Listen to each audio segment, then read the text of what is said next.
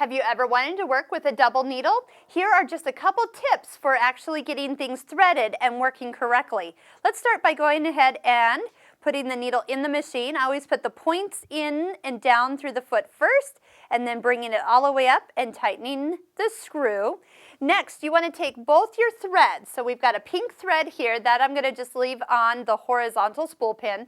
And my second one, I'm going to go ahead and put on the spool pin. You flip up on the side. Now, they'll both are going to come underneath the first guide of the sewing machine. So we'll go ahead and bring those up and together here. Now, right here is where we're going to stop. As you come over the first part of the sewing machine, if you look in here, there's a little fin. You can kind of, well, you're going to just have to stand up to see it. And trust me, you're going to take the thread, separate them, and put one on one side of that fin. That one's going in on the right, so this one I can make sure kind of drops down on the left side. And give it a little pull, make sure they go all the way down. And it doesn't matter which thread goes on which side, just go ahead and pick one. And then you can put both threads in your hand and continue to thread the rest of the machine as normal, except when you get down to the needle. Yeah, the needle threaders are, or threader is not lined up for the needle. And again, it does not matter which thread goes in which needle here. You just have to manually thread them through. This happens to be a needle that is a 2.5 millimeter double needle. Now you can use double needles for a lot of things. I'm going to show you some decorative stitches, but definitely for when you are working with like doing some top stitching or actually even a hem on maybe a t-shirt type fabric. You've seen that double row of stitching. You can duplicate that with your twin or double needle. Okay, so first thing I'm going to do is take and do a straight stitch because we don't have to think about anything for adjustments. I'm going to just make sure the machine is correctly threaded and I can see that everything is working nice and smooth. Sometimes I start off by sewing a little bit slower just to make sure everything is where it needs to be, and then you can almost kind of build some confidence as you go.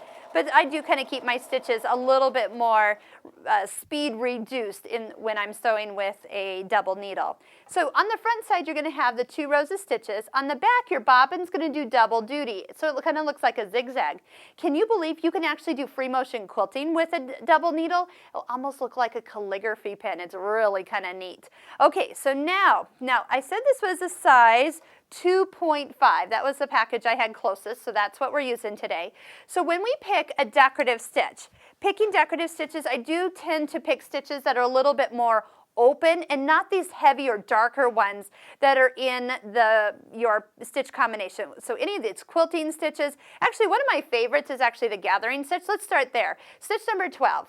So we'll pull up stitch 12, and immediately I notice that the stitch width is at its fullest. And right now if I stitch, my needles are going to go off that edge and we'll break on the right, and then we'll come over and break on the left, and that's not good. So you do a subtraction problem. Your stitch width is 5.5 millimeters. We have a 2.5 millimeter double needle in, so that means we need to come down to somewhere below 3 or less. So that way we have this width plus the width of the double needle will get us to the maximum stitch width, and then we know we're not going to break anything. You can also hand turn the first couple stitches and then just double check. But I've sewed this stitch before and I know we're actually okay. So you can make a stitch width, stitch length needle, stitch width, stitch length, stitch options. You can make them longer or shorter if you want, but look how pretty this is. So all of a sudden, instead of just the amount of stitches that you have started to double them. And believe me, with the combinations of stitches that you have and the thread choices you make, your combinations will look totally different. I've done variegated threads through these before, and that's kind of fun. So have fun with some of the decorative stitches. Should we do one more? Let's see here. How about like even a feather stitch? Oh, one of my favorites is even just the other favorite, just like a honeycomb stitch, so number 8. Once again, it's going to come up super wide, so make sure you reduce the width down to 3 or less. This almost kind of looks like the stitches kind of knit together, and I love, because we got 2 high contrast threads here, we'll definitely see the results.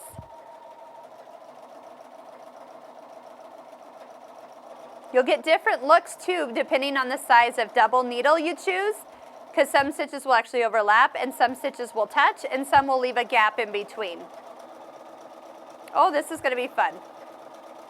So not only do you want to take the time to sew out all your decorative stitches, but wouldn't it be fun to put in a double needle and then stitch them out again, because we have whole new looks to look like.